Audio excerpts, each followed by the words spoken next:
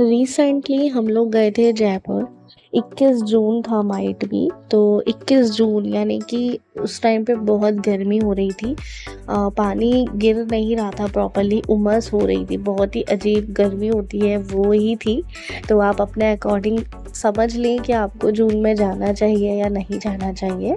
इसके बाद हम लोग जैसे ही स्टेशन से उतरे वहाँ हमने ऑटो किया।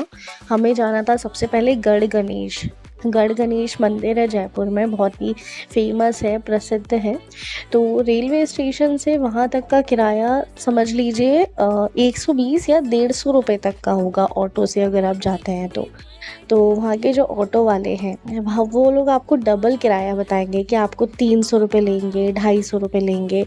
तो सबसे अच्छा ट्रिक ये होता है कि आप एक बार अपने लोकेशन से जिस लोकेशन पे आपको जाना है वहाँ तक के लिए रैपिडो पे सर्च कर लें कि वहाँ तक का कितना किराया बन रहा है।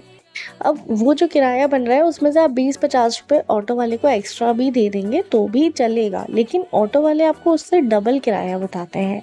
तो ये स्कैम से आप लोग थोड़ा बचें। इसके बाद हम लोग पहुँचे गढ़ गणेश टेम्पल। उस टाइम बज रहा था 12:30 या 1 बज रहा था। तो जब हम लोग वहाँ पे पहुँच गए तब हमें पता चला कि वो मंदिर बंद है।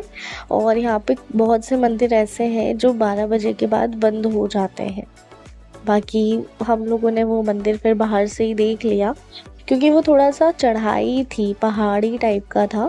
पहाड़ पे ऐसे चढ़ के आपको ऊपर तक जाना है, 1 किलोमीटर या 2 किलोमीटर समथिंग चलना है आपको।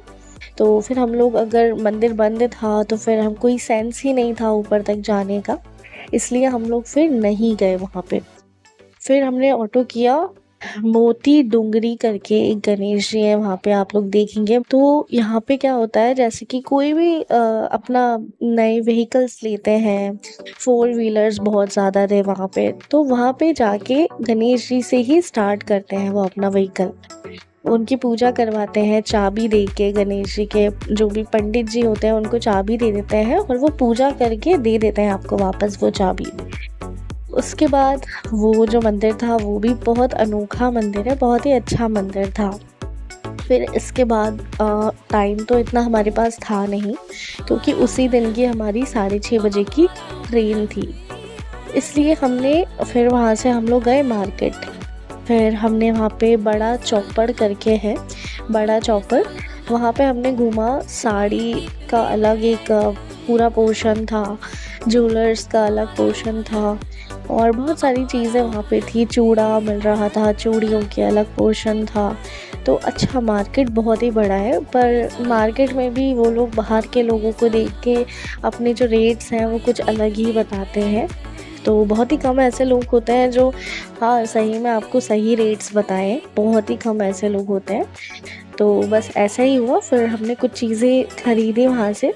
उसके बाद फिर हम लोग को बज गया था 4, और जैसे कि मैंने बताया 6:30 बजे की ट्रेन थी। तो फिर हम लोग निकल गए थे रेलवे स्टेशन, क्योंकि हमारे पास घूमने के लिए ज़्यादा टाइम नहीं बचा था, इसलिए फिर हम लोग रेलवे स्टेशन चले गए, क्योंकि वहाँ पे ट्रैफिक भी बहुत ज़्यादा होता है। और सेकंड थिंग, अगर आप लोग वहाँ पे रैपिडो करते हैं बुक, तो जो ऑटो वाले होते हैं वो रैपिडो का जो किराया बनता है उसको देख के वो लोग आपका जो राइड है वो कैंसिल कर देते हैं। तो बहुत मुश्किल से फिर एक रैपिडो हमने किया और फिर हम लोग स्टेशन पहुँचे। बस तो इतना ही था हमारा जयपुर का ट्रिप। इसके बाद ये हमारा सिर्फ 1 डे का ट्रिप था, क्योंकि हम लोग खाटू श्याम जी से जयपुर गए थे। खाटू श्याम जी से जयपुर हम लोग पहुँचे थे दिन के 12 बजे, 12-12:30 बजे। और उसी सेम डे हमारी शाम के 6:30 बजे की ट्रेन भी थी वापस की, इसलिए हम लोग ज़्यादा एक्सप्लोर नहीं कर पाए जयपुर। तो बस इतने ही चीज़ें हमने घूमी, क्योंकि 12 बजे के बाद सभी मंदिर बंद हो जाते हैं वहाँ पे, इसलिए हम लोग फिर वापस रेलवे स्टेशन चले गए। तो मिलते हैं नेक्स्ट वीडियो में, जो मैं खाटू श्याम जी तक कैसे पहुँचे इस पर्पज़ से बनाने वाली हूँ। तो अभी चैनल को सब्सक्राइब कर दें, शेयर कर दें और चैनल को ज़रूर लाइक करें। Thank you.